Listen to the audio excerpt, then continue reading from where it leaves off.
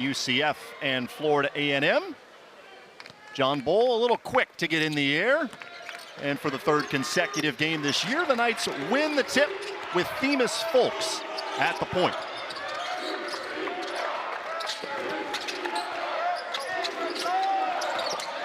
Florida A&M 0-2, losses to South Florida and Kennesaw State to begin the season. Folks up top, gets into the paint. A little turnaround is good. Good start for Themis Folks. Great start for Themis Folks, and his ability to catch that on the move. That's called a stampede catch and dribble. As you're running, as you're catching the ball. Kind of a thing that European basketball actually made famous about 10 years ago and has trickled down to the States. Got a glimpse of the FAMU starters. 3 juniors and 2 seniors in the starting lineup. There's Antonio Baker, 6'3" junior from Savannah, that gets the Rattlers on the board as Riley Kugel's pass off the mark into the FAMU bench. We just talked about how gifted of a scorer Riley Kugel is, and he's also averaging almost 4 assists a game.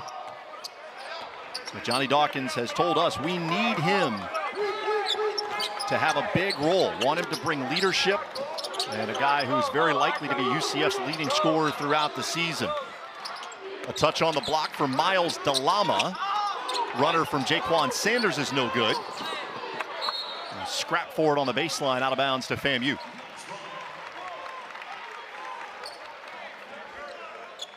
There's Charlie Ward, the Florida A&M head coach. His first college coaching job, but a name that is familiar to a lot of sports fans.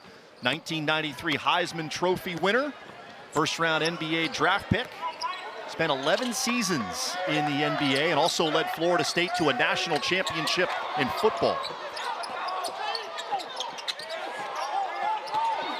Bull going to work in the post. Nice touch with the left hand. It's a great back-to-back possession event for John Bull, who at 7'2" dove on the floor for a loose ball on that defensive possession and then got the isolation in the post. Bull didn't score on Saturday, only played 6 minutes as UCF tried to go a little smaller to match up with Vanderbilt's perimeter players. Corner 3 is long from Tyler Shirley. UCF out of bounds, it'll stay with the Rattlers.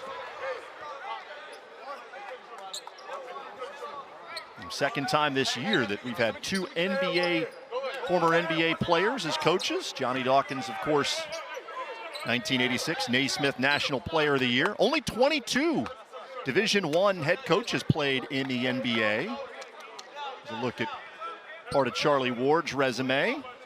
He was just incredible to watch, and for me, I was living in Hawaii, moved to Florida when I was 8. The first college football game I ever saw was the national championship game in which Ward led the Seminoles to a win over Nebraska, 18-16. If you were an aspiring athlete in the state of Florida, you and I are old guys, we're millennials, old millennials. It doesn't matter what sport you were playing, you knew who Charlie Ward was, and you were watching when Charlie Ward was playing. He was such a joy to watch, both on the football field at an elite level and basketball. He was so good at football in college, nobody even really considered the fact that the longevity of his pro career would come on the basketball court. People had a long NBA career. Great run with the New York Knicks, played in the NBA Finals. Jamichael Stillwell right in front of the FAMU bench, steps out and knocks down a 3. That would be a terrifying thing for opponents if Jamichael Stillwell becomes a consistent three-point shooter. He is such a gifted bruiser and energy giver, but if he's making threes, well, I'm not sure how you stop that guy. Good ball movement from FAMU. Anquan Bolden Jr. got Bull in the air and earns a trip to the line. It's a great look from Themis Folks, who does an excellent job of drawing an additional help defender. And then this is a learning opportunity for John Bull. You have the height advantage of 7'2". You don't need to jump. If you wall up, Bolden's going to be taking an extremely difficult shot over you. Another name that's probably familiar to a lot of sports fans out there, Anquan Bolden Jr. at the line. His father, of course, wide receiver at Florida State, 14 seasons in the NFL. Won a Super Bowl with the Ravens. The younger Bolden to transfer from Buffalo. He had some high major interest in the portal. A big get for FAMU and Charlie Ward. And there is Anquan Bolden Sr. watching the game tonight. Oh, nice catch. Spins off.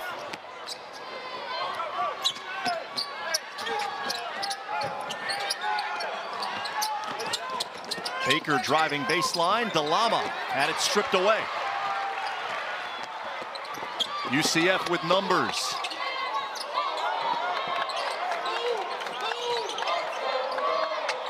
Kugel open three. That's what he's done so far through the first couple of games. Riley Kugel red hot from three-point range. He is shooting the three ball at a blistering pace, over 64% from three.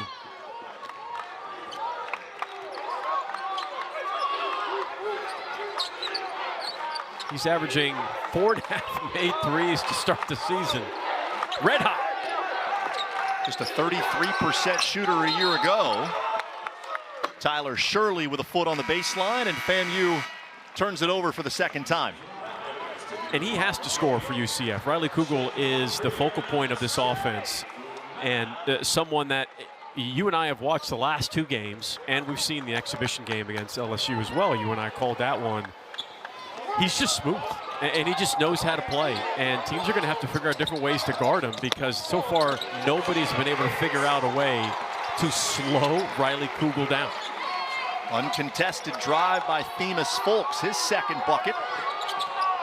UCF 5 of 6 from the field in the first 4 minutes.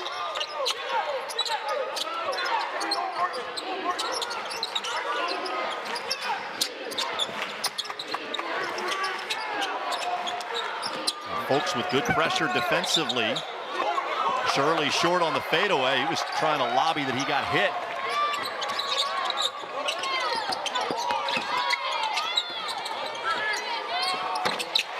Jeremy Fumena in off the UCF bench with a little baby hook. I think that could become a pressure release threat for UCF's offense. So Jeremy Fumena ducking in, establishing position because of all the shooters on the three-point line. It was a good example there of keeping it simple and just making a quick, efficient play. Jaquan Sanders rejected by Burks. Great start for UCF at both ends of the floor. Johnny Dawkins looking for a better effort defensively. He's got it so far. JaMychal Stillwell with the steal. That leads to an opportunity for Riley Kugel. There's a block for Burks. Great start for UCF here in Orlando.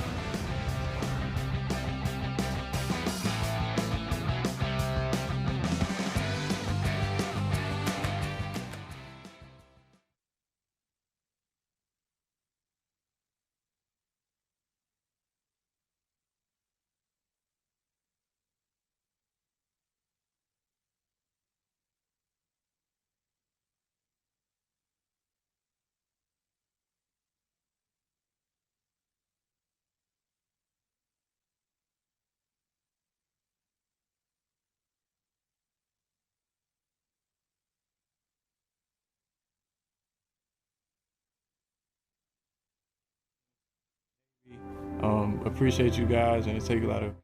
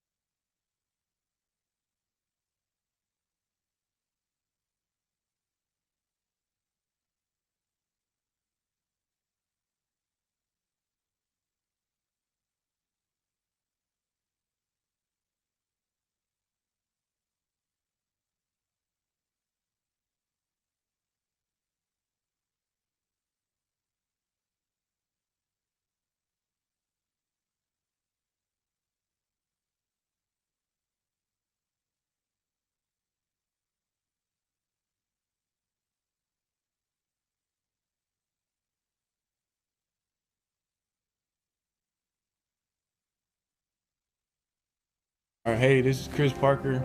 Just want to shout out the Navy. Appreciate you guys, and it takes a lot of courage to do what you guys do. My name is Elijah. I want to give a special shout out to all the military vets that serve our country. Thank you for your service and all your hard work. Hey Knights, my name is George Bill, and I want to give a huge shout out to everyone in the military. Thank you for your service. A huge thanks to all who have served our country, men and women. Here at Edition Financial Arena, UCF, a 14-3 lead. Even Nitro's got a little camo garb going on. Chris Johnson in the game for UCF. Johnson was fantastic in the second half Saturday against Vanderbilt. Knights trailed in that game by 27, came back to cut it to 9, and due largely to Johnson's efforts. He had 17 points in the second half.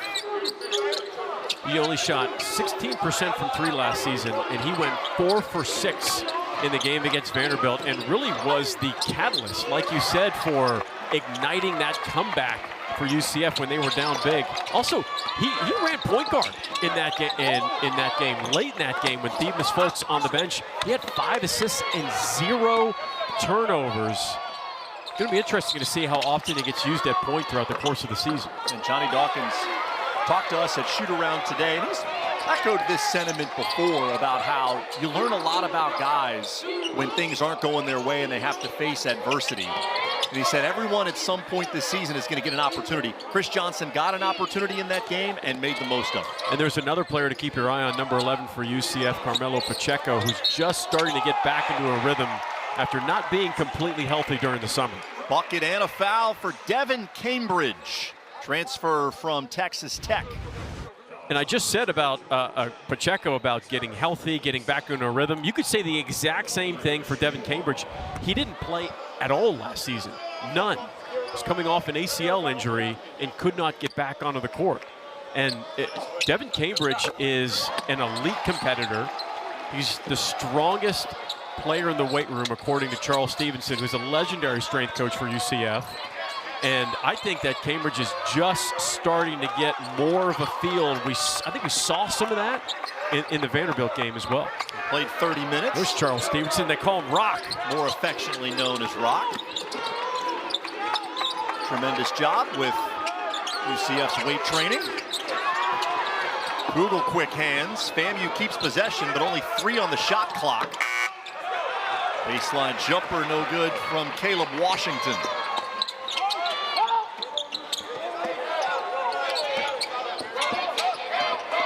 Dangerous pass. Another dangerous pass. UCF fortunate to keep possession.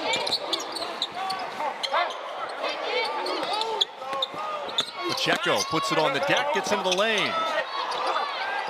Fumena keeps it alive in heavy traffic. Impressive effort there from Jeremy Fumena.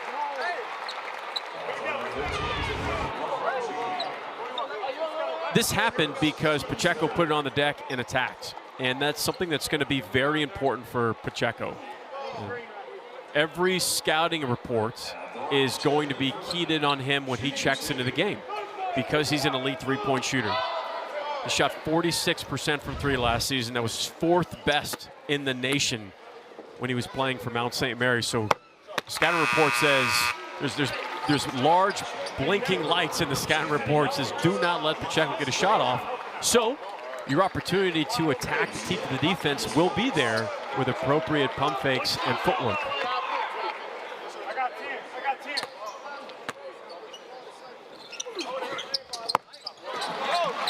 Couple of free throws for Fumena.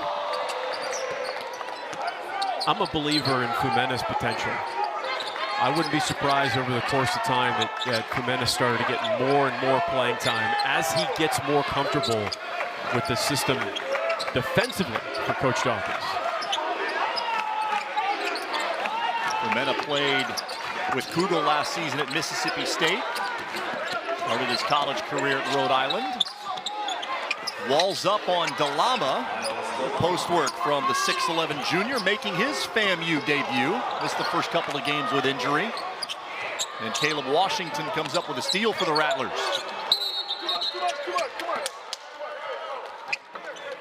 DeLama is a huge addition. And I'm not just talking about size. He's 6'11". He is strong. But he is a very important addition to this FAMU team because they really struggled at rim protecting in their first 2 games. It's something Coach Charlie Ward talked to us about at shoot-around. He goes, now that he's back, just feels like that he's like, I've got an anchor now defensively. And then on the offensive side of the floor, you know, he's a great screener and brings a ton of energy. That it's really going to help their lineup. Bucket by DeLama, FAMU's first in more than 4 minutes. Washington, tough shot against Chris Johnson, and Johnson gets whistled for a foul. Charlie Ward needs Caleb Washington to increase his offensive output this season. And he catches him right on the right hand there. Caleb Washington's a senior. Averaged about, you know, just under 7 points per game last season. He needs to be a 10-point-a-game guy for the Rattlers. It takes a lot of pressure off of guys like Devere Palmer and Tyler Shirley.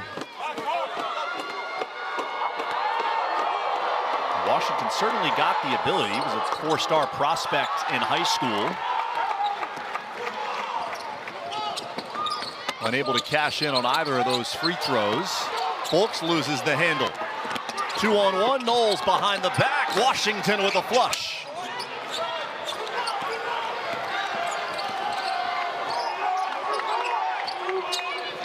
Little burst for FAMU. They've scored back-to-back buckets. Pacheco off the mark with a 3.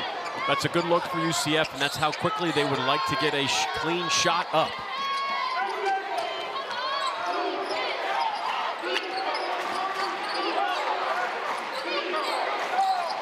DeLama a long way from the bucket. Cambridge the last to touch it. It will stay with FAMU after this timeout. 11:27 to go in the first half. Anthony Knowles, the freshman, slick pass to set up Caleb Washington. Back-to-back buckets for FAMU.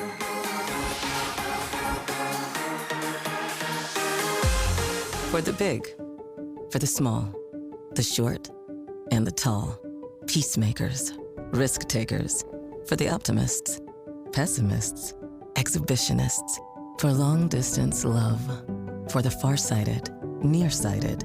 For introverts and extroverts. For the thinkers and the doers. For old friends.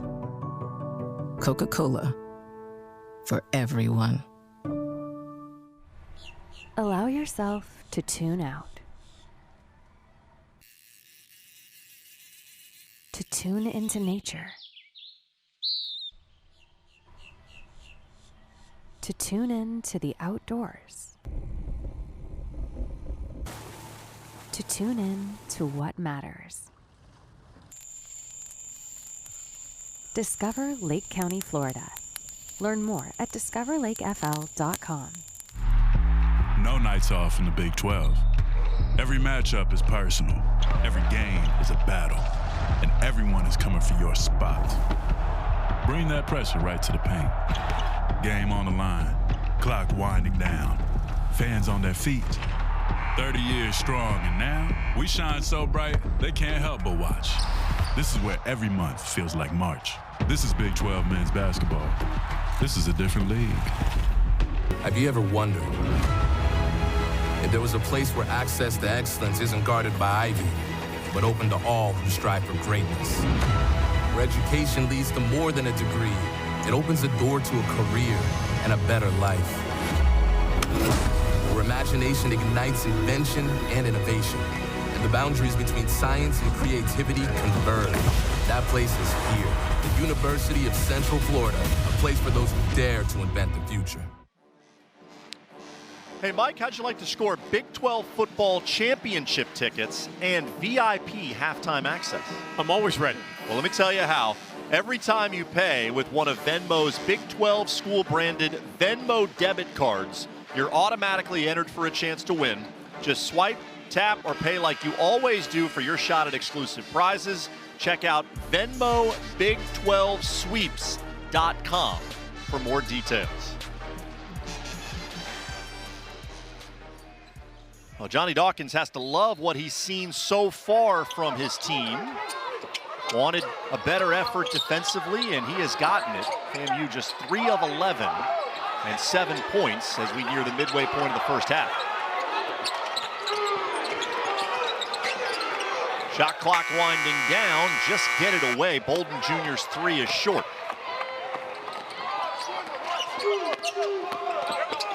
Johnson all the way in, walled up by Dalama. A lot of contact, but no whistle. Bolden right up into Pacheco. Elijah Holsaway comes back to block the shot.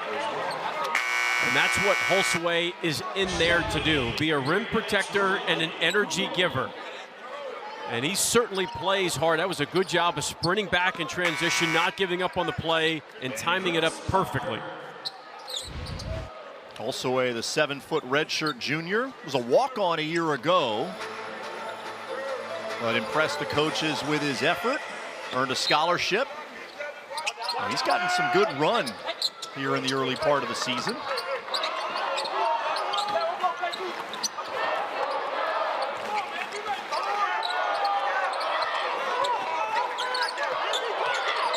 George Beal Jr. out there for UCF. He's guarding Knowles. Dalama recovers, shot clock under 4.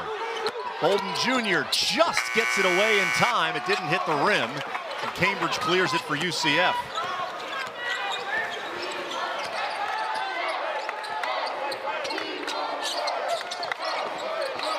Beal from the corner.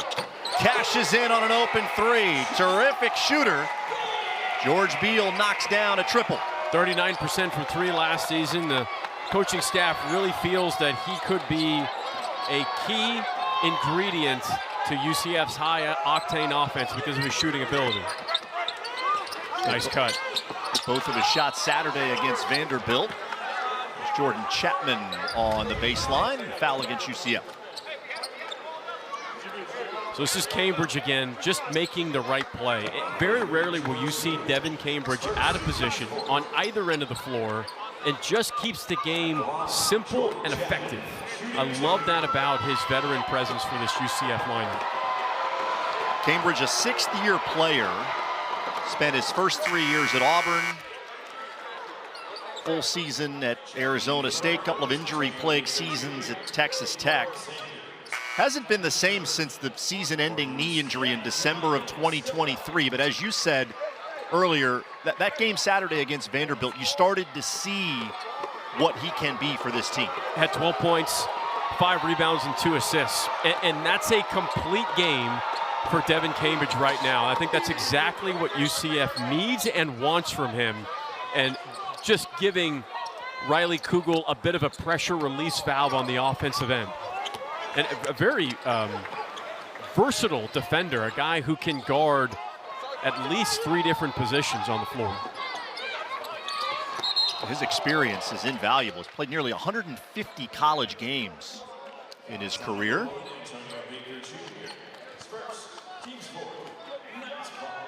Fouls on Antonio Baker. And he's just not coming back from an ACL injury of where he was out a couple months. Just trying to reiterate, he was out an entire season. Not playing ball for a full season is categorically way different than just being out for a month or 2 months. I couldn't even imagine stepping back on the court, the amount of rhythm that you lose. Speaking of rhythm, Riley Kugel is most certainly in rhythm. Man, just lights out this season. He's hit both of his shots from 3-point range. Lead has swelled to 16. Holsaway walls up Dalama and forces the travel.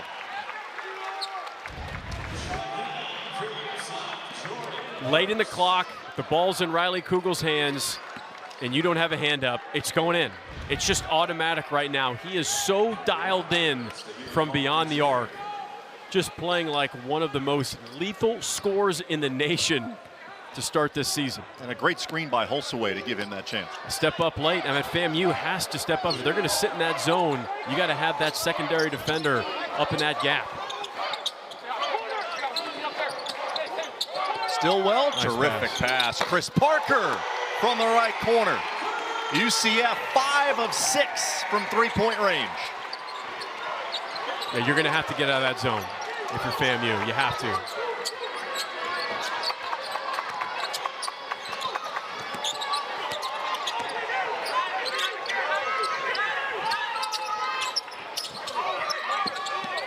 They really need to get Shirley going.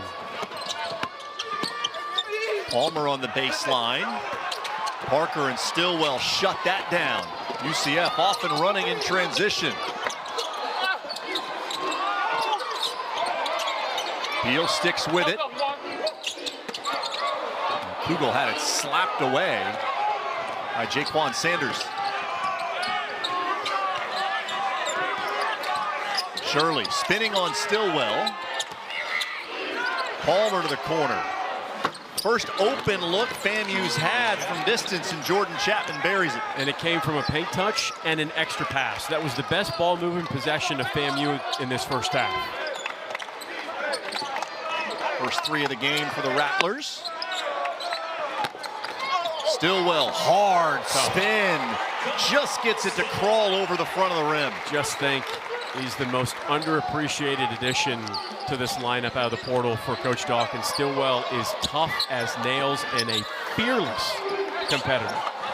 Transfer from Milwaukee, where he averaged a double-double a season ago. Around and out for Sanders.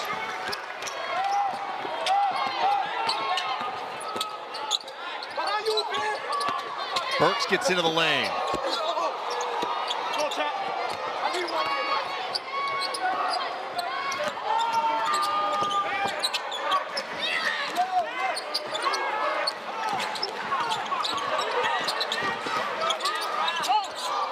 Another paint touch. Chapman was tied up by Kugel. Looked like some contact there. He thought there was going to be a whistle. Corner three from Burks is no good, and Palmer will walk it up for FAMU.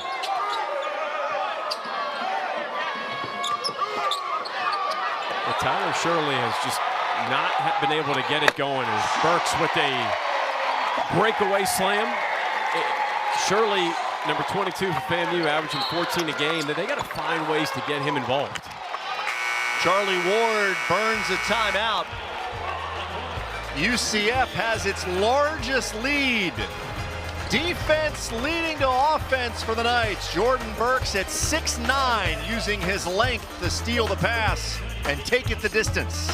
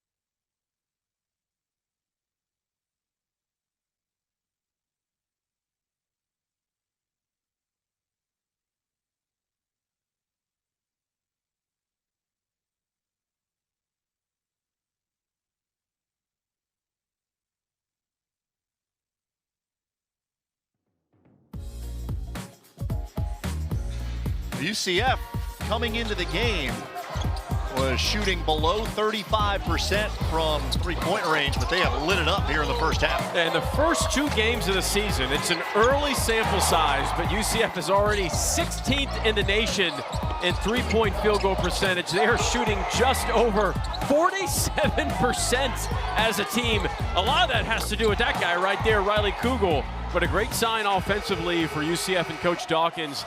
Their ability to shoot the 3 ball is going to keep them and help them win a lot of basketball games if they keep shooting like that. You see right now UCF shooting 60% as a team in this first half. Kugel, by the way, we're now 2+ games in. He is 11 of 16 from 3. Leonard Taylor was long. Stillwell runs the floor and taps out to Folks. Burks tees up a 3.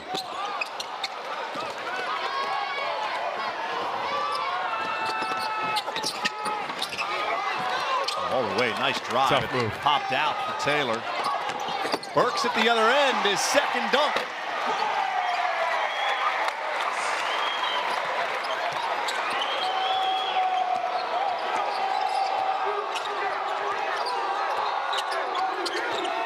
May I say something briefly about that dunk? You could be as verbose as you'd like to be. Oh, thank you, great word. I think 5 years ago that would have been called a tech. Of Jordan Burks hanging on that rim, and I'm really glad that they're letting that go more, because from a safety standpoint, the way that Burks was driving and attacking, it's safer for him if he briefly hangs. He wasn't showboating at all, but it's safer for him if he briefly hangs, and so he can come back and land in a more athletic way. I mean, here's going to be a good look at the dunk. Folks, you see how he has to extend out? If he drops and doesn't hang, he's going to land at a very awkward angle. But because he's allowed to swing back, you're just safer as a player. Referees just, it was by rule, but they called that tech way too quickly in years past. Johnson the steal, Folks with the layup. You're saying there's been an officiating point of emphasis, yes, to allow that to happen. In the last 2 years, they've slowly started to let some of those go and just play on, because most of the time it's not a player showboating or trying to shove it in the face of an opponent. You have to hang on the rim for literal athletic purposes so you can land appropriately. I'm really surprised that you didn't say anything about my lack of athleticism during that dunk conversation. I don't always have to criticize you. I assumed you were contractually obligated. I like to mix it up and keep you on your toes. Chris Johnson with a steal and the finish. Johnson continues to ignite this UCF team at both ends of the floor. He's already got 3 rebounds and 2 assists, and there's a chance that if he doesn't solidify himself as becoming the 6th man, I mean, Chris Johnson is going to fight for starting minutes for this squad. He is doing everything he possibly can to put UCF in a position to win games with his efforts, his standard on the defensive end, and offensively, he's just been very, very efficient. Johnson from the Houston, Texas area. He played his senior season of high school basketball at Montverde Academy, which is not far from UCF. He was on a team with guys like Cooper Flagg, Derek Queen, Liam McNeely. Signed with Texas out of high school. Didn't get a lot of run in the one season he was at Texas. Went to Stephen F. Austin, only played 3 games last year at Stephen F. Austin. And a chance to be a big-time contributor here for UCF. It was a loaded Montverde team. You could say that about every Montverde team that steps on the field, I think. Burks had his pass stolen away by Caleb Washington. 2-on-1, Folks falls down. Easy bucket for Anquan Bolden Jr. One thing Johnny Dawkins probably won't love about this first half is that UCF's been a little sloppy with the ball. 7 turnovers for the Knights as we hit the under 4 timeout. The UCF having a great night offensively. 58% from the field and a big first half lead.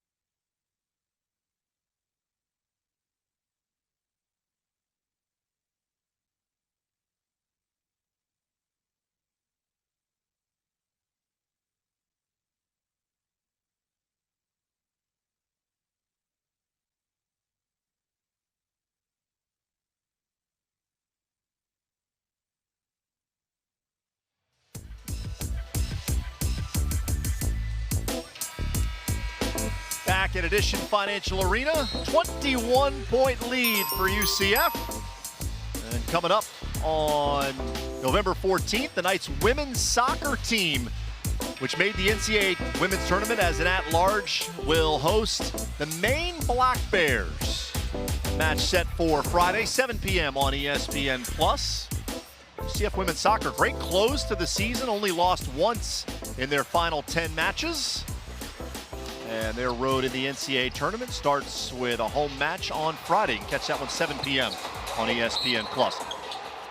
So Johnny Dawkins' team obviously has played really well to this point, up by 21, but he was talking to his squad at shoot-around today and mentioned that there's never a point at which he wants his team to be satisfied with the margin. If you're up 10, he wants to be up 15. If you're up 15, he really wants to be up 20. If he's up 20, he wants to be up 30. Vanderbilt was up 27 on UCF, and UCF came back and cut it within 9. Nobody thought that was even in the realm of possibility at that time. But this is what makes college basketball so awesome. If the three-point shot is falling and the team coming back, all of a sudden momentum changes. You cannot take your foot off the gas pedal. These are still learning moments for a brand new roster.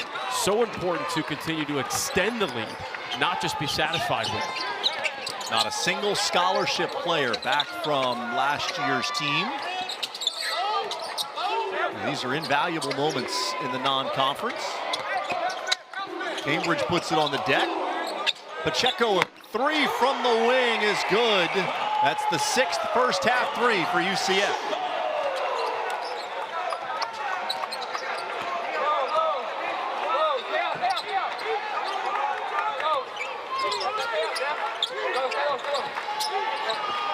Washington, step back on Fumena. Folks pulls it down, looking to run. Coach Ward did not like that shot at all. Fumena with an uncontested dunk off the Folks miss.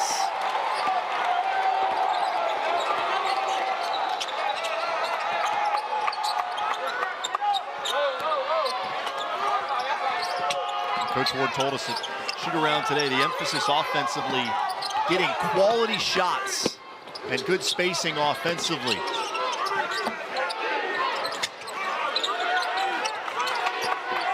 Washington's got it late clock, under 3 on the shot clock. Shirley just gets it away, and Fumena boards the miss. When FAMU is moving the ball and they get into the paint and they drive and kick, and this is a good example of a good drive and kick, Pacheco does a nice job of locating to space, lifting up, and then folks on the fast break with Fumena cleaning it up. FAMU gets shots. I mean, when you look at their made field goals, they've assisted on 5 of their 7 made field goals. But when they just play iso ball or hero ball, that's when they struggle. When the ball moves, when it gets in the paint and there's drive and kick and there's an extra pass, then they can find some continuity. It works.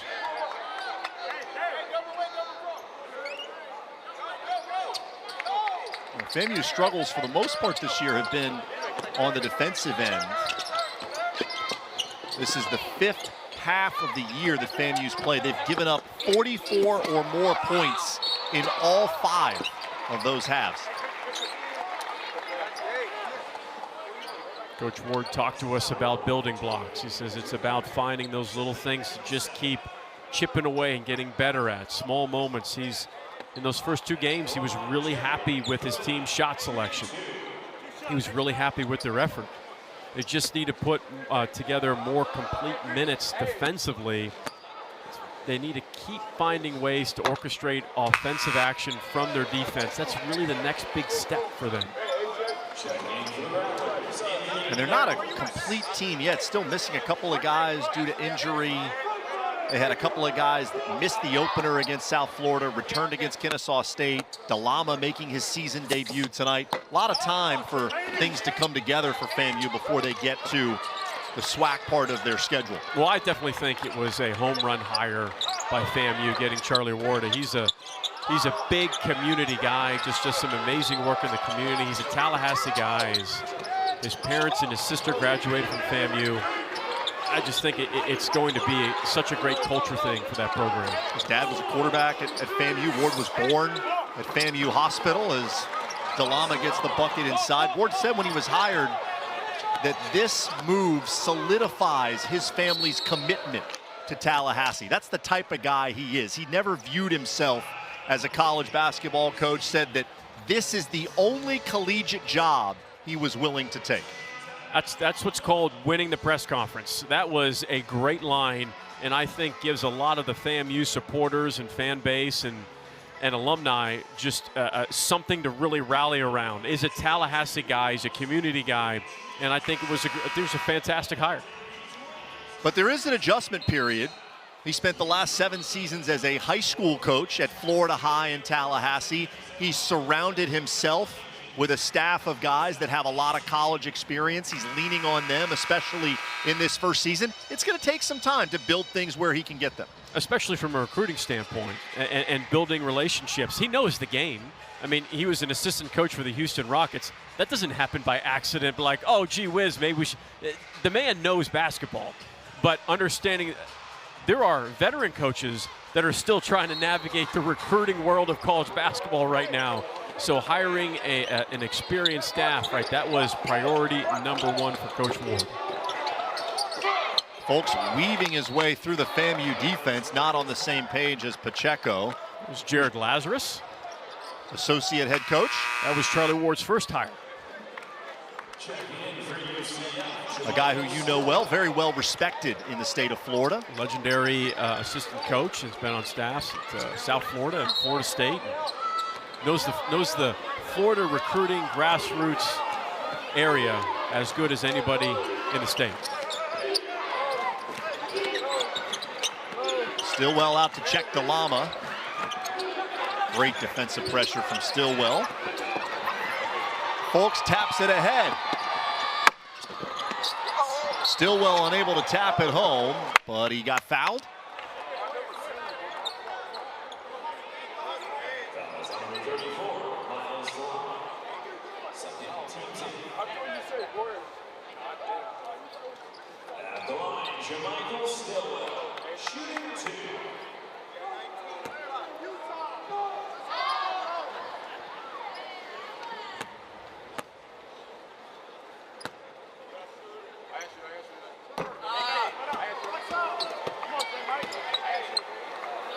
It's an area of his game at the free throw line for Jermichael Stillwell that does need to be improved. And if it does, I mean, it's not out of the realm of possibility that he could average 15 a game, because he's going to get fouled because of his fearlessness and his strength. Struggled from the free throw line last year, just 56%. He doesn't need to be 90, but if he's around 70% this season, he's going to average 15 a game. 15, exactly what he had Saturday against Vanderbilt. Shot clock is off, 19 seconds to go. UCF is led by as many as 26 right now, the margin one less. Antonio Baker Jr. with a miss. Knights 3-on-2, chance to add one more before halftime. It's a Pacheco 3. That extends the margin to 28 as the teams head to the locker room. UCF played 12 guys in that first half. 11 of them scored. Tremendous balance. And just 1 of 8 from 3, which was a huge focal point at shoot-around this morning, limiting the three-point shooting of FAMU. After Vanderbilt hit 14 threes here on Saturday, UCF starts the second half with their 8th steal.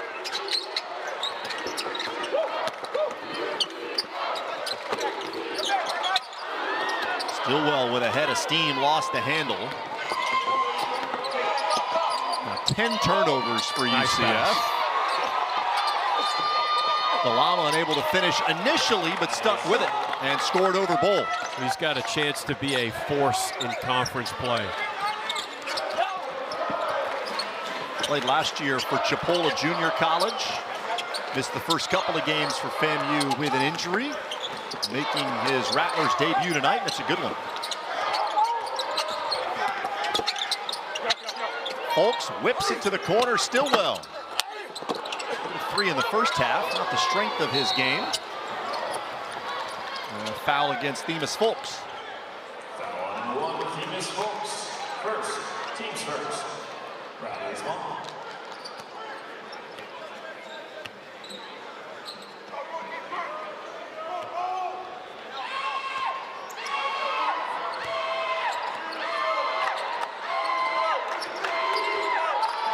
Like someone let a wild bird into the arena.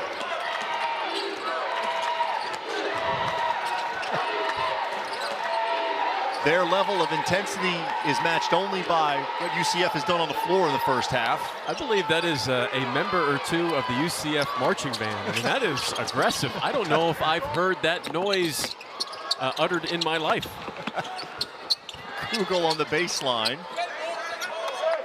You're saying that's not what you it's not what you say after you hit like a pickleball, hit a shot in pickleball. Oh, I don't play pickleball. I refuse. Of course you do. Yeah, I refuse. Yeah, out of spite. Spite principle. Yep. Yeah. My wife does. She made the podium at some tournament over the weekend, got second place. No reason why you can't join her and play some doubles. Don't come home if you're not getting first place. I want that gold on the mantelpiece. Burks held Tyler Shirley.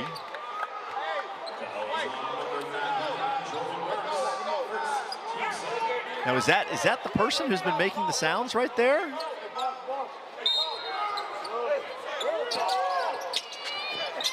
If not, we've indicted someone who's doing nothing wrong.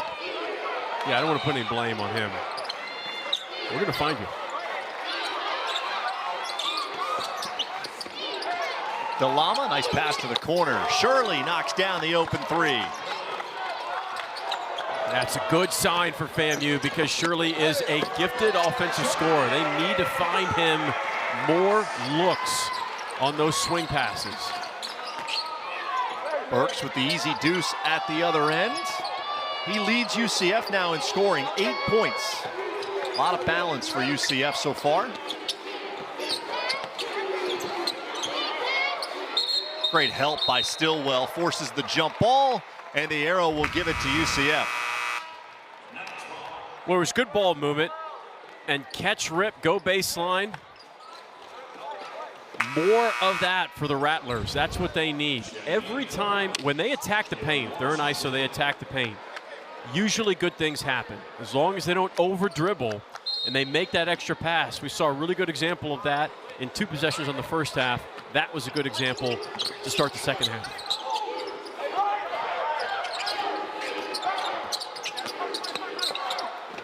Kugel off balance in the lane. Oh, Karam's out to Folks. Good block. Now Burks went up, came down with the ball. That was Bolden that forced the tie up. And the possession arrow gives it back to FAMU.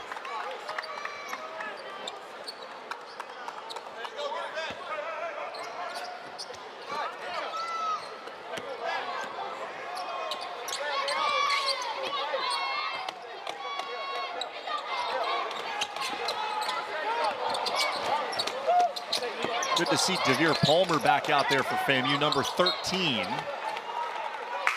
He received a significant amount of attention from the training staff during one of the timeouts. Had an extended run on the bench, but back out there early in the second half.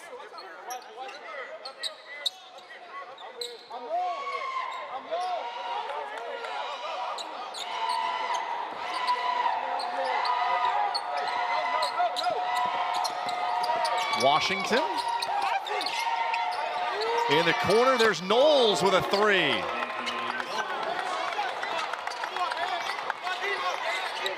.80 run for FAMU. And a couple of threes for the Rattlers.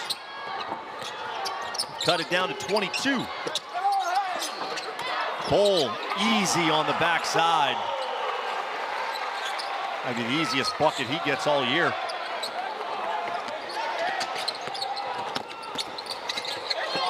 Bolden got Kugel up in the air, just a little bit too strong. Awesome footwork, though.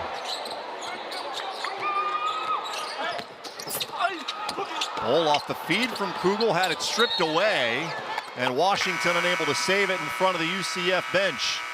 Bit of an uneven beginning to this second half. UCF still in control, leading by 24 here in Orlando.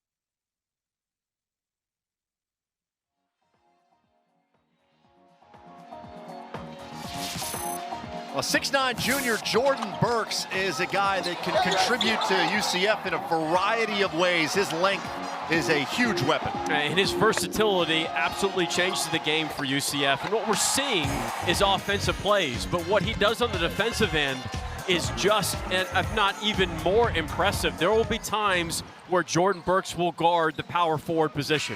And there will also be times, potentially even a couple possessions later, where Coach Dawkins will ask him to guard the point guard. He has that type of defensive versatility. Not every player has those kinds of gifts, and he can navigate it exceptionally well. Kugel spinning in the lane, forced that one up. Washington comes down with it for FAMU. But one of the themes, if you look at this transfer class for UCF, positional versatility is certainly something that stands out, whether it's Kugel, who has the and one there. He can play multiple guard positions. Chris Johnson's a combo guard. Devin Cambridge can guard multiple positions. It gives Johnny Dawkins a lot of options with what he can do defensively. And I think you also have to throw JaMychal Stillwell in that mix as well. He's not just this back-to-the-basket guy who has to guard bigs all the time. He has the speed and athleticism to be out on the perimeter as well. And it'll take some time for Coach Dawkins to determine how best to use those pieces. Still tinkering with lineups. Saw Chris Johnson get a lot of burn in the second half on Saturday. And when you and I say tinkering with lineups, we're not really talking about, at least I'm not talking about the offensive side of the floor at all. Offense is not the issue for UCF. At least we're talking issues. We're talking just in that Vanderbilt game of giving up over 100 points a game. Coach Dawkins will tell you we're fine offensively. I think we're taking good shots. I think our offense is good. And put up 93 points, 95 points, you're good. Defensively is where he's looking for the right lineups. Johnson with the steal and the throw ahead to Kugel.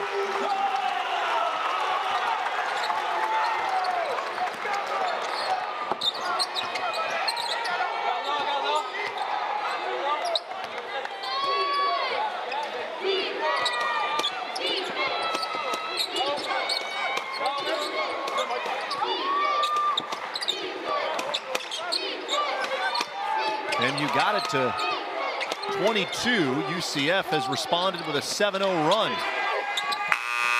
As the shot clock runs down, there's DeVere Palmer. That's Palmer's first bucket of the night. He came in averaging 16 a game. Came out and challenged that shot by Beal with a contact there. Stay at this end of the floor.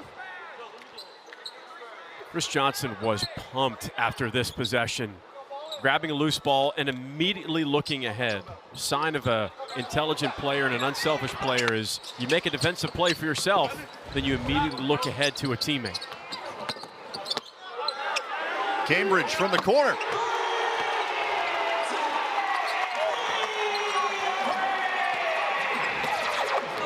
That's the 8th made three of the game for UCF. They are shooting 57% from three.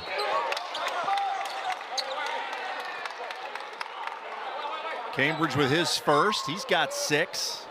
It's been balanced scoring across the board for UCF.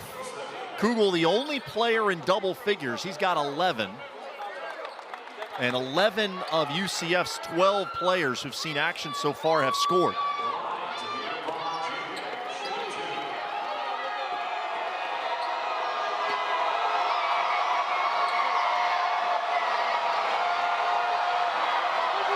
You know, you mentioned that offense hasn't been a problem for UCF. That was a question coming into the season because while certainly there's a lot of offensive skill and talent, UCF, one of 5 power conference teams to return 0 scoring from a year ago. So understandably, when UCF takes the floor on opening night, you're wondering, okay, where's the scoring going to come from? Last season was truly categorically so different than Coach Dawkins' teams in the past. They played much faster. They were one of the fastest tempo teams in the country. And when I say tempo, I don't just mean just speed, but they're trying to shoot quickly in the half court. And they're trying to put as much pressure on the defense as they can to win the possessions game. And they did that. Throughout the course of the season, they were one of the fastest tempo teams in the country. The injury bug really hurt UCF last season with especially with Jalen Sellers going out for the majority of the season. And that had a big effect on the overall offensive and defensive output for the Knights. This is a deeper roster than UCF's roster last season. One thing I will say, though, that will be very important to watch, and if we're going to talk about offense, because I know you're tired of talking about defense, you just want to talk about offense, I understand. But there does need to be that next guy, that number 2 guy for UCF to be a true pressure release valve for Riley Kugel, because Riley Kugel's going to get 20. And he's the focal point of the offense in the half court. But we don't quite have that established number 2 guy if you're on staff for UCF right now. Based on what you've seen through the first 2+ games, is there someone or are there people who you think are the most likely to be able to fill that role? Well, 1A and 1B for that role, I think if we're just going off the Vanderbilt game, is 1A is Chris Johnson. He was extraordinary. I mean, really, really good. I don't think the second go-to guy on the offensive side will be JaMychal Stillwell, who's having a great season, averaging 12 a game. But that's just not his specialty. But I think Chris Johnson could be that guy off the bench, provides the offensive spark plug, especially in the half court. And I really believe that as Themis Folks gets more comfortable handling the ball and cutting down turnovers, that Themis Folks could be one of the better point guards in the Big 12. But uncharacteristically, there needs to be a little bit tightening of the screws on some of those passes, but he really is an elite teammate and a very gifted point guard in that he can push tempo hard and all the time. He is exhausting to guard. I would hate to guard a player like Fulks for how much pressure that he puts on defenders. Devere Palmer had the steal and the layup. Can't complete the three-point play. And right on cue, just as you heap what do you praise think on Chris Johnson. Yeah, what do you back-to-back turnovers. Do you agree with that assessment, or do you see someone else? I think Cambridge is a guy who could average between 10 and 14 a game. Now, I don't know that he's someone you're necessarily going to go to when you need a bucket if Kugel's not out there. But I think Cambridge is a guy who's got a lot of potential to be in that kind of team scoring range for UCF, low teams. Well, you know who's trying to figure that out right now? A different team in the Big 12 is Kansas. Is who outside of Darren Peterson, who's going to compete for National Freshman of the Year, is going to score for Kansas? That's an issue for the Jayhawks right now that Coach Bill Self's trying to get resolved. It's just so smart. He's just so smart. 3 for 3 from three-point range for Riley Kugel. And after a little burst from FAMU, three gets it back to a 28-point lead. Knowles hits his second three in as many possessions. The freshman from Miami with a couple of triples. And he gets charged with a blocking foul. He thought for sure he had done enough work to draw an offensive foul against Parker. Going into the exhibition game, you and I talked about the importance of Riley Kugel from an offensive output standpoint. And something I said to you is, last season at Mississippi State, he only shot 33% from three. But the staff at UCF really felt like, well, he's got a chance, because at Florida he was 37, 38% when he was at Florida. They felt that he was more closer to a 40% three-point shooter. Well, 2.5 games in the season, Riley Kugel's a top 15 three-point shooter in the country. I don't think anybody expected him to be that good from the three-point line. That clearly tells me he put in an enormous amount of work in the summer to work on his three-point shot. Foul against Jordan Burks will send him to the line with 11:49 remaining in the game. UCF maintaining big lead over Florida A&M.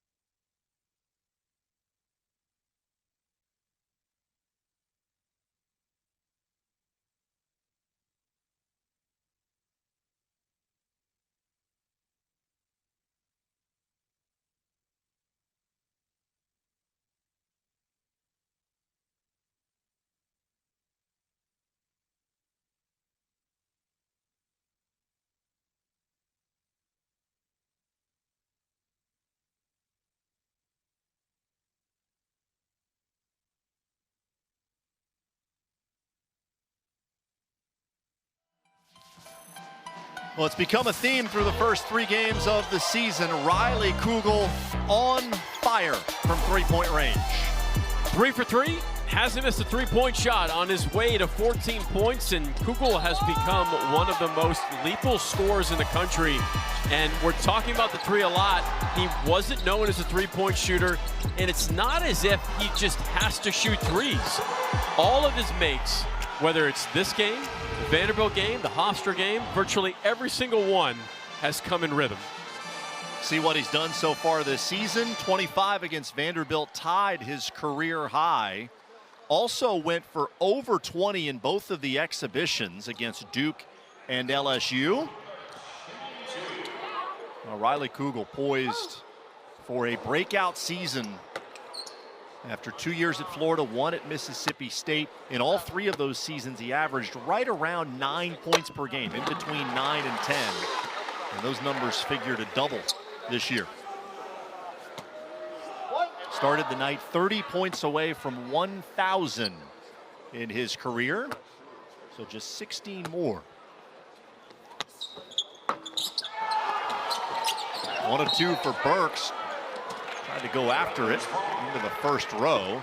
And we'll go back to FAMU.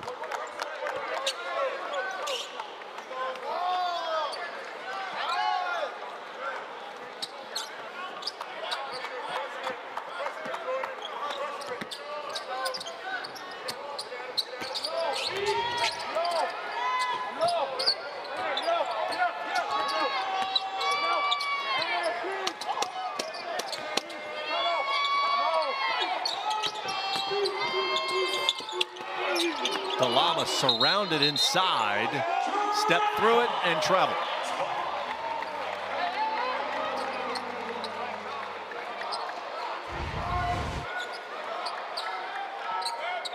It's doubled. He's looking baseline. This is the right look to make. And just picked up that pivot foot at the end.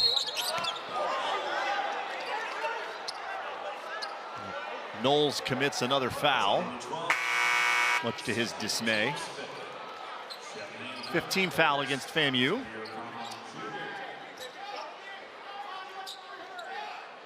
It's Kugel, Pacheco, Parker, Fumena, and Burks out there right now for UCF.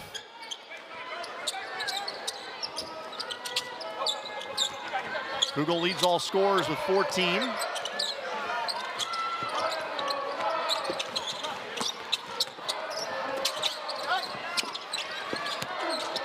Fumena going to work on Dalama.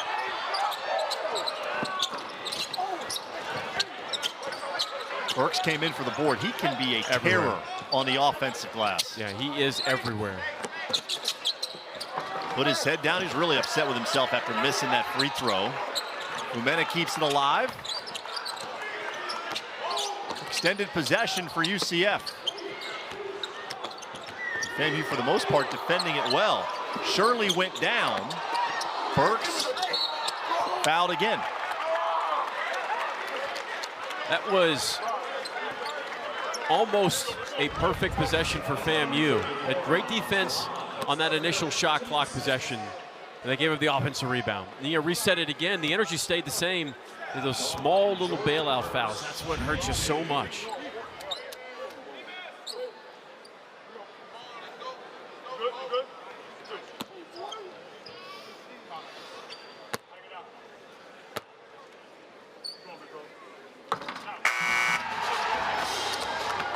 Burks now 8 points, 4 rebounds. You ever shot a free throw when it's just completely quiet, but everybody's just staring at you? There's just silence. It's not an easy thing to do. You ever done that?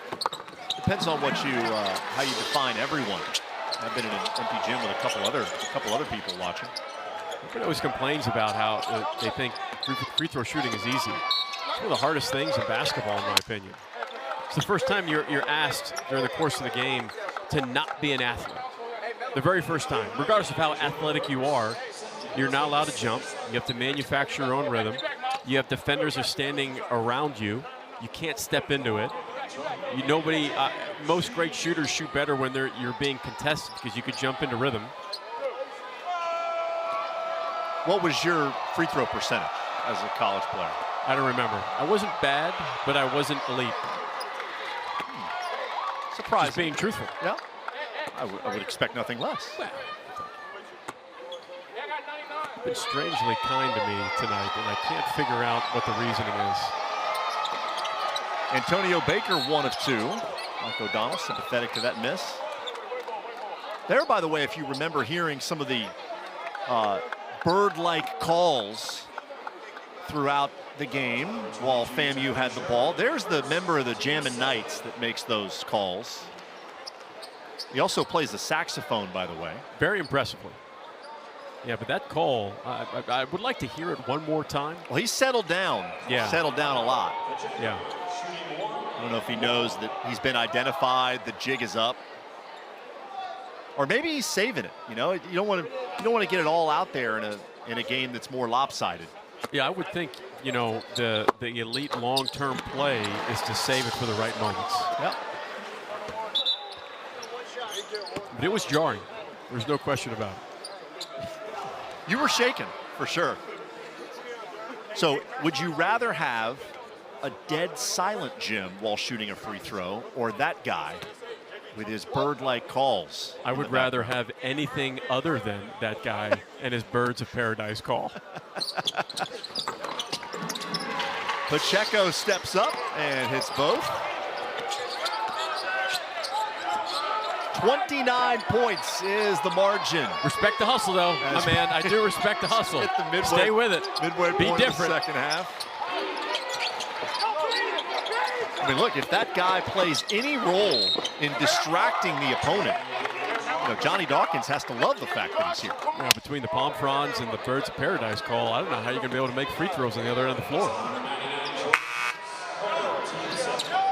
Bucket and the foul. Chance for 3 for Antonio Baker. Nice losing Steve. Got the yawn. Oh, that yawn was tremendous.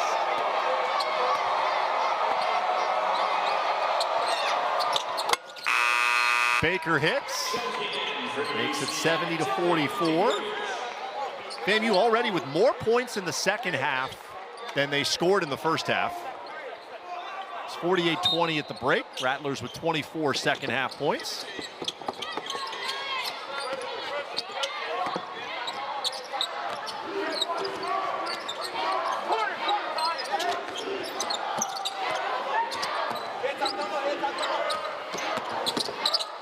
Folk sets up Burks in the corner.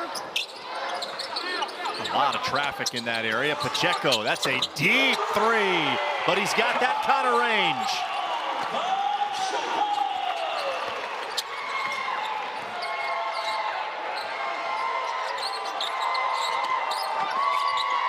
Oh my word. He's back. He's reloaded. You know, we're looking. I think it might be the guy 1 row in front of him that's making the noise. We're gonna keep a camera on that. We'll have to check the tape. Folks has it bounce out. This is what it's come to. Our analysis is of a member of the band who's making very loud noises. Knowles hurt. Yeah, he took a tough shot. Staggering to the bench area.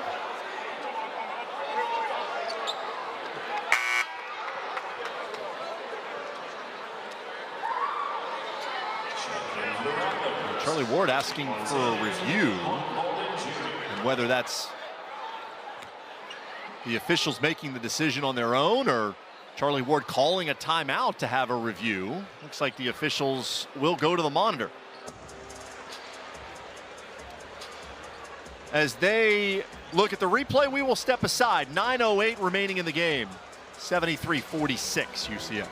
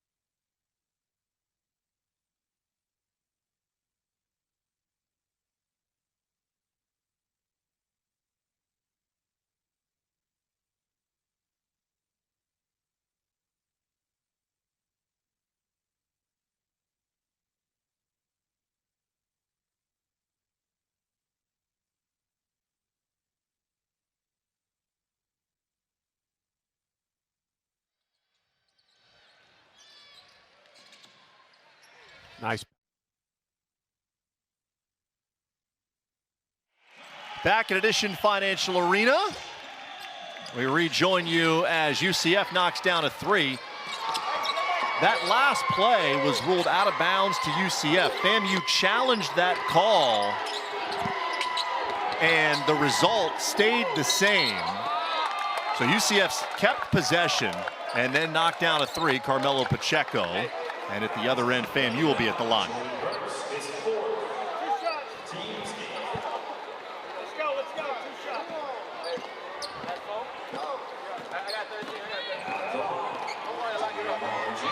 Two free throws for DeVio Palmer.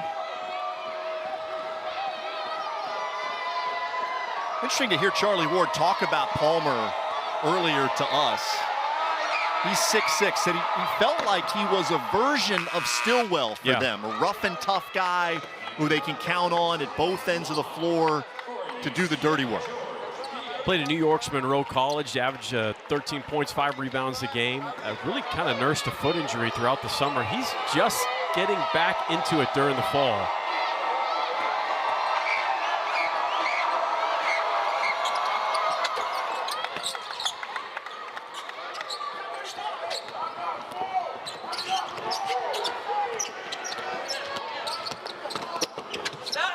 Pacheco, wide open corner 3. That's like a layup for him. Carmelo Pacheco now up to 17 points. He's got 5 threes.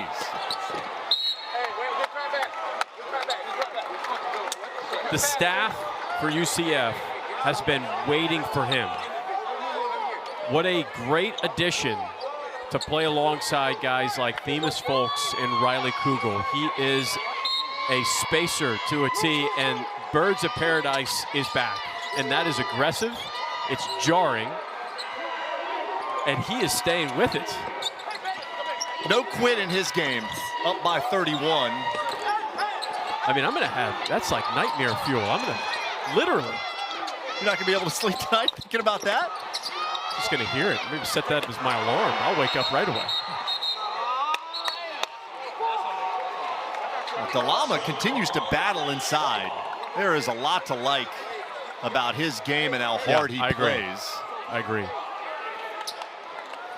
Held ball there, give possession to UCF.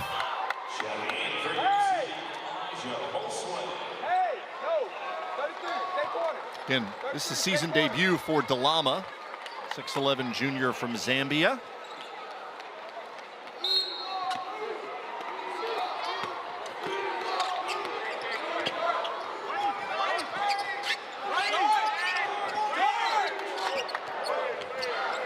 Folks working on Bolden.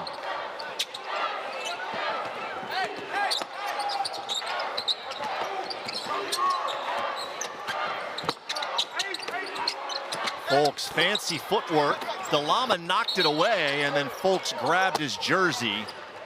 And that'll take us to a timeout. 7:37 remaining in the game. UCF right now with its largest lead of the night.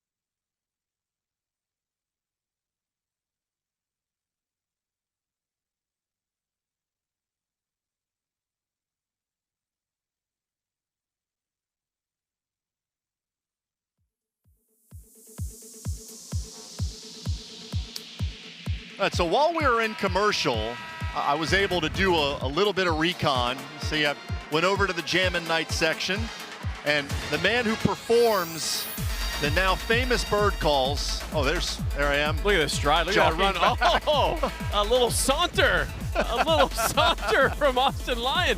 And it was like you were in slow motion, but we didn't actually slow it down. That's right. So that is Aiden McMahon, a third-year student here at UCF who is a kinesiology major. Wow, smart kid. Yep. And he minoring in bird calls apparently as well. A lot of dedication. Yeah, perhaps a biology minor. Indeed. If not now, maybe in his future. Or find him at the Arboretum somewhere. Happy to give him a little bit of love for his effort. Yeah, he's back. Well, I mean, now that I've gone over there and identified him, you got to figure he's not going to stop. Oh, you have to follow through. He knows the camera's on him. This is who you are now. Yep. Embrace it. Embrace your role. Coaches talk about that all the time. Aiden McMahon has been a star in his role tonight.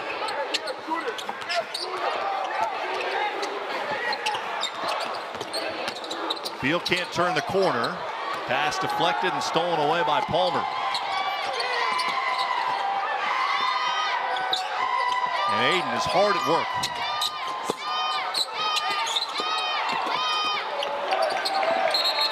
Pacheco tied up with Baker.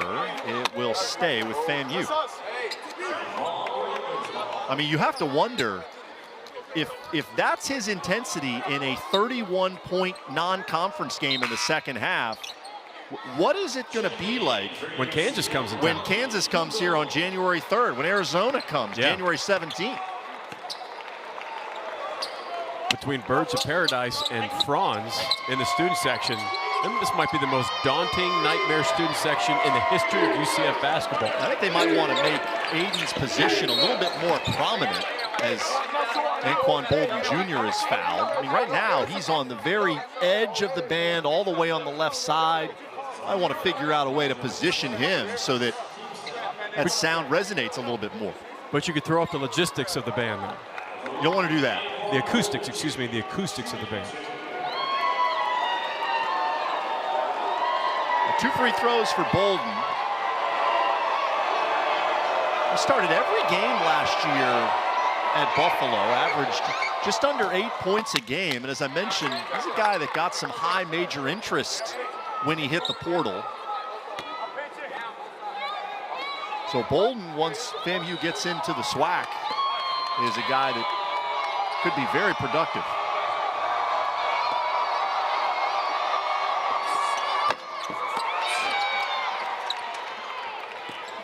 Holsaway rebounds the miss. Kugel back out there for UCF, along with Holsaway, Pacheco, Beal, and Cambridge. Beal creating his own offense up and around Baker. I asked the UCF coaching staff during the summer what they thought of George Beal and his ability to stretch the floor from the three-point line. And they said, oh, we think he's more than that. We think he has the ability to be a three-level scorer off the bench for us. And that was a good example on that penetration and floater. Transfer from Hampton. Another and one potential. This time Jaquan Sanders with the hoop and the foul. And Coach Dawkins is frustrated with that because that is the third time in the last couple minutes that UCF has been unable to guard dribble penetration from FAMU. It's something that will definitely be on the film session tomorrow.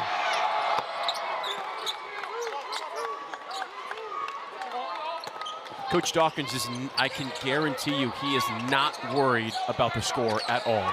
He doesn't care that you're up 29. It doesn't matter. It's how perfect are you going to be to his standards on the defensive end. Back-to-back buckets for Beal. That time he knocks down a three. 8 now for George Beal Jr.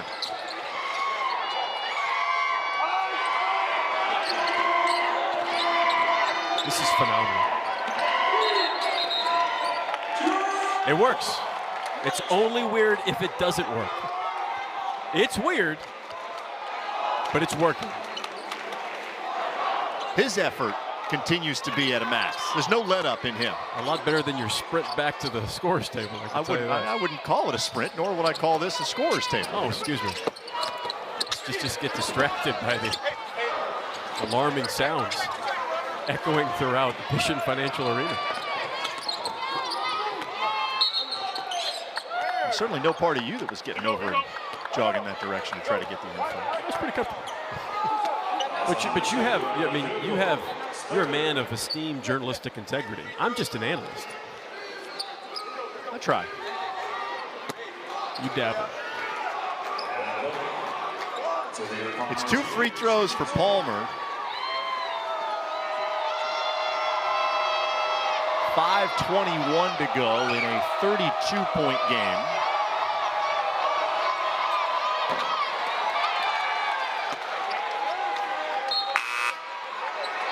FAMU now 11 of 19 at the line.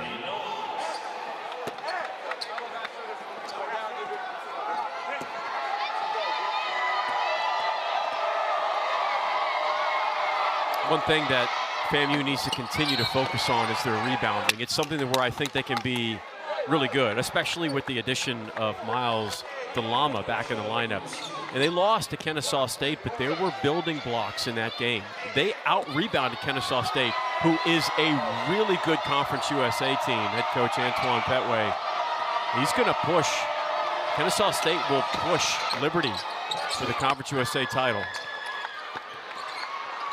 They're at Georgia next. Georgia plays a little bit different than UCF does. They really focused on aggressive physicality in the defensive end. They really try to punish you down low. So DeLama's going to have to be, he's going to have to play, he's going to have to play a perfect game in that matchup. Kugel with the drive. FAMU's got a long break. They play Georgia on Monday, and then they don't play again until December 2nd at Jacksonville. Cambridge up ahead. They have gotten hit, able to finish anyway.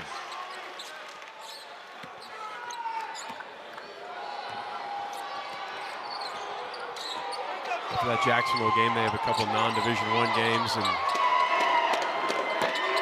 here's Aiden, locked in.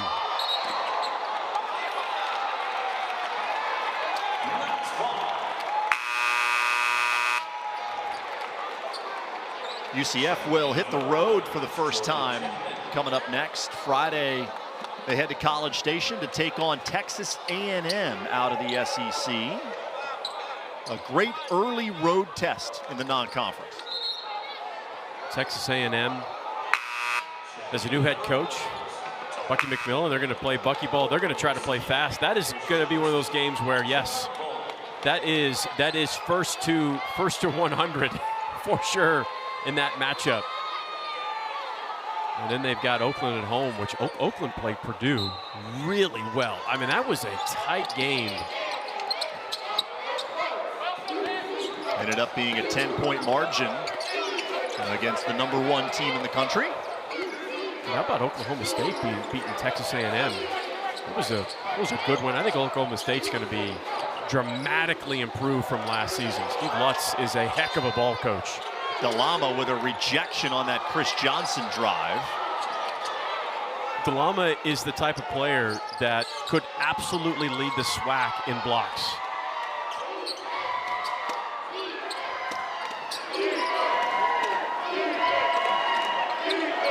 How do you do that?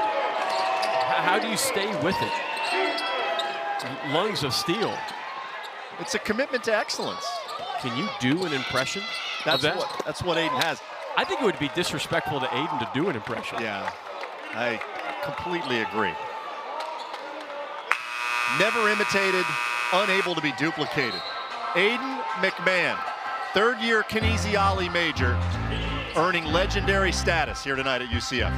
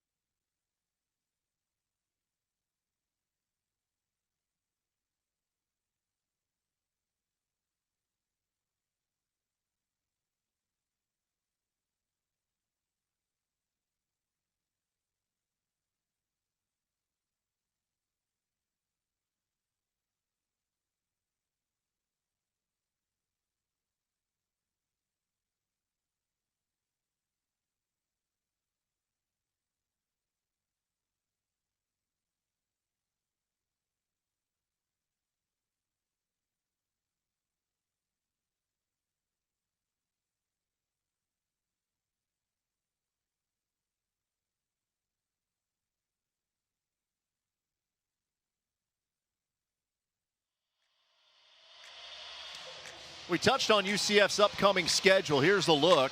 Friday at A&M, that game on SEC Network Plus. Back here at home to face the Golden Grizzlies of Oakland on Monday night. That game with Mike and I on ESPN Plus. And then neutral site game against Pitt, November 20th. That's in Daytona Beach. And then back at home for a long stretch, starting with Quinnipiac on November 25th. That Texas A&M game is going to be a high-scoring affair. No question about it. You're going to hear that phrase, tempo, a lot. And then Oakland is going to be a really difficult matchup for UCF, even at home. Oakland, I think, is my personal favorite to win the Horizon League. I think that's an NCAA tournament team. And then Pitt, always tough. Not an easy stretch here after FAMU. Now, there have been times when UCF has built up a lot of wins in the non-conference against some easy opponents here at home. Certainly not the case this season with the schedule that Johnny Dawkins has put together. These are really important minutes for John Bull. He needs to show efficiency on the offensive end, doesn't have to score, but just needs to continue to learn how to be in the right place at the right time. And then tough matchup of playing hard without fouling against Damala. Aiden's back, by the way.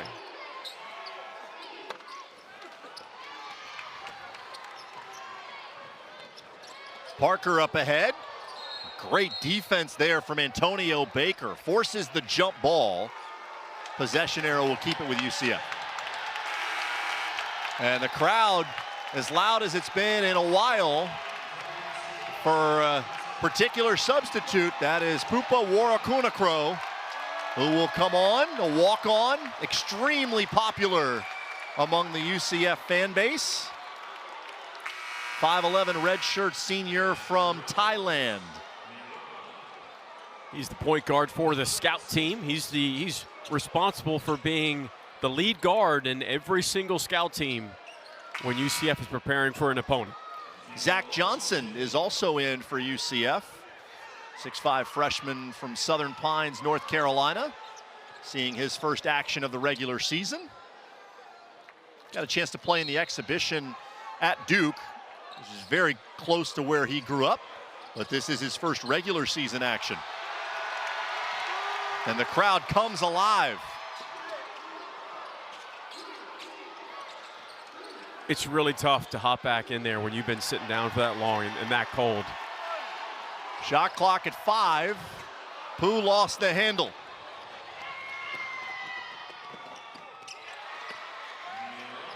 Got to give yourself about 1 minute to get in the flow of the game before you try to take someone off the bounce when you've been cold for that long. The crowd wants it though, Austin. John Bowl off the screen and roll, score it plus the foul. Important minutes for Bowl, for both confidence and rhythm. Catching clean, finishing clean, rolling to the exact spot he needs to roll to. Everybody always talks about the passer in pick and roll action, but where you roll and how quickly you roll is just as important as the pass.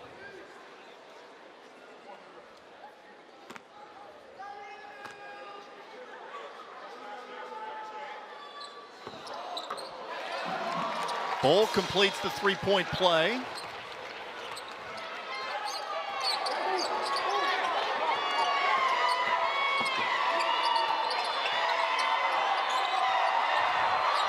Again, 11 different players have scored for UCF.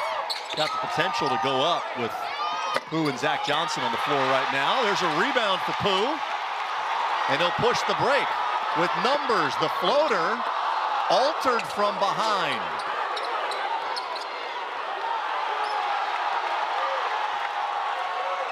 And calls up Bowl for a screen. Pass deflected, stolen away by Washington. Back-to-back layups for Amir Rahman.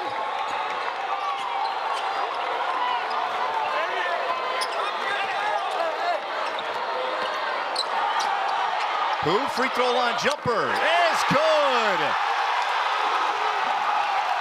Pooh Bear finds a pot of honey as we approach a minute remaining.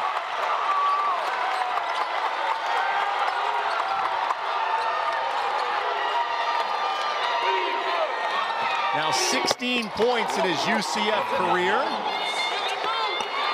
Anthony Knowles with a three. And likely the last offensive possession here for UCF. They try and get Zach Johnson a shot.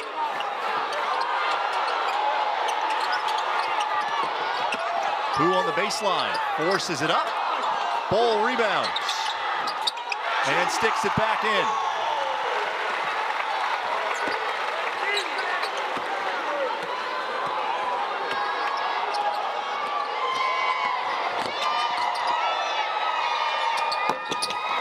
The Knowles three is long, rebounded by Bol, and that should do it. With the shot clock turned off, Johnny Dawkins telling his team to dribble it out.